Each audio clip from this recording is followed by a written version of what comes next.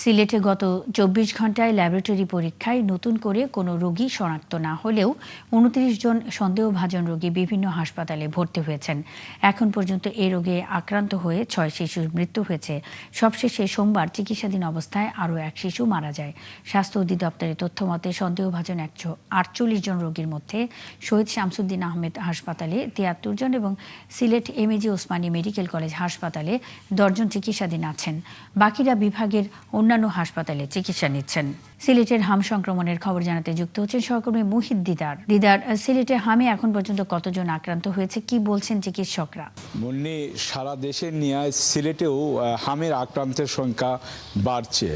এখন পর্যন্ত সিলেট বিভাগে ৬ জন শিশুর মৃত্যু হয়েছে এবং সেই যে ৬ জন মৃত্যু হয়েছে তারা বিভিন্ন সুনামগঞ্জ এবং হবিগঞ্জের। এবং সিলেটে যে হামে আক্রান্ত হচ্ছেন এরা বেশিরভাগই হচ্ছেন শিশু, যাদের বয়স ৩ মাস থেকে ১২ বছর পর্যন্ত। এবং গত ২৪ ঘণ্টায় ল্যাবরেটরি পরীক্ষায় নতুন করে কোনো রোগী শনাক্ত না হলেও ২৯ জন সন্দেহজনক রোগী বিভিন্ন হাসপাতালে ভর্তি হয়েছেন। এবং গতকাল মঙ্গলবার পর্যন্ত ২৪ ঘন্টার যে হিসাব হচ্ছে যে ১৪৮ জন রোগী হামের উপসর্গ নিয়ে সিলেট বিভাগের বিভিন্ন হাসপাতালে ভর্তি হয়েছেন। আপনাকে একটি গুরুত্বপূর্ণ কথা জানিয়ে রাখি যে হামের নমুনা পরীক্ষা সিলেটে কোনো ব্যবস্থা না থাকায় হাম পরীক্ষা করতে ঢাকায় পাঠানো হয় এবং স্বাস্থ্য বিশেষজ্ঞরা বলছেন যে দ্রুত হামের পরীক্ষার যদি ব্যবস্থা না নেওয়া হয় তাহলে পরিস্থিতি আরও জটিল হতে পারে।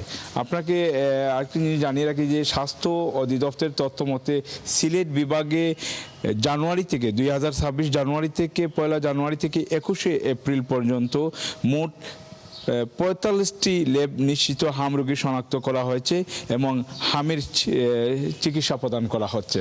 এবং যারা এখানে রোগী এসেছেন, হামের রোগী যারা আছেন, তারা স্বজনরা একটি কথা বলেছেন যে চিকিৎসার ব্যাপারে তাদের কোনো অভিযোগ নয়। তারা বলেছেন যে চিকিৎসক, নার্স যারা আছেন তারা সেবা দিচ্ছেন, এর জন্য তারা সন্তুষ্ট প্রকাশ করেছেন।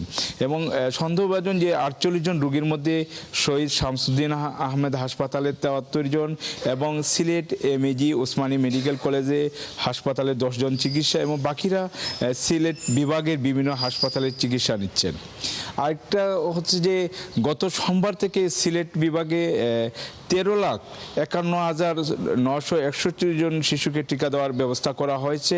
এই অনুযায়ী সিলেট সিটি কর্পোরেশনে ৬৫,৬৪ জন এবং মৌলভীবাজারে ৬৮,৫৮০ এবং মৌলভীবাজার ২,১০,১৬৮ জন।